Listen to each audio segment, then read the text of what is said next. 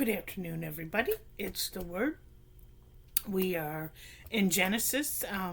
We have left off, Sarah had passed, Isaac got a bride, and we're in Genesis 25 right now. And Abraham takes another wife, Keturah, and she bore him 6 sons. Well, in verse 6 in Genesis 25, it says that the wife was actually his concubine. But, anyways, wife or concubine, she bore him 6 sons, but he didn't want her and the sons to be near Isaac, so he gave them gifts and he sent them all eastward, away from Isaac. But everything he really gave to Isaac, he only gave them gifts. So Abraham lived 175 years, and then Isaac and Ishmael buried him with Sarah in the cave of Machpelah. So God blessed Isaac. They lived at Beer Lahai Roi. And then in verse 12, it starts Ishmael's genealogy. And Ishmael died at 137 years old. So in verse 19, it starts Isaac's genealogy. And at 40, he married Rebekah. But Rebekah was barren. So Isaac pleaded with the Lord, for Rebekah to have children. And God answered. But you will see that Rebekah was struggling. In verses 22 through 28, it says, "But the children struggled together within her, and she said, 'If all is well, why am I like this?'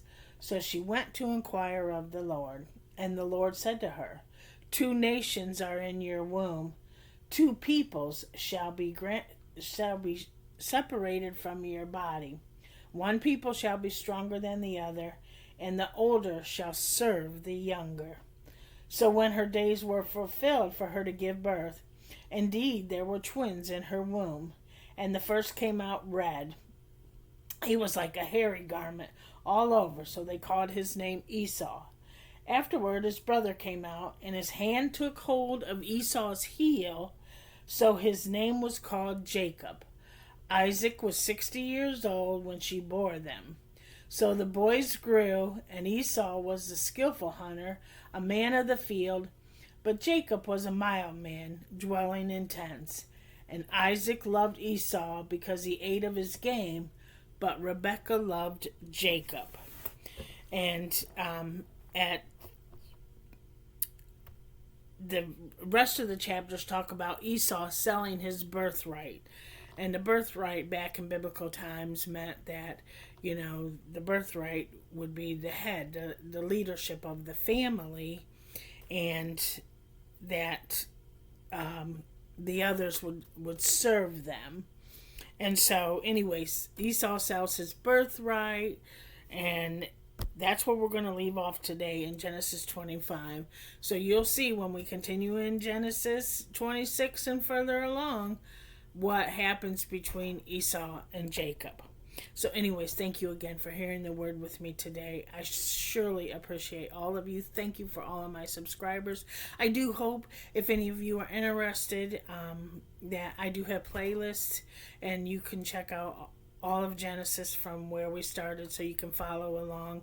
I'm really enjoying it.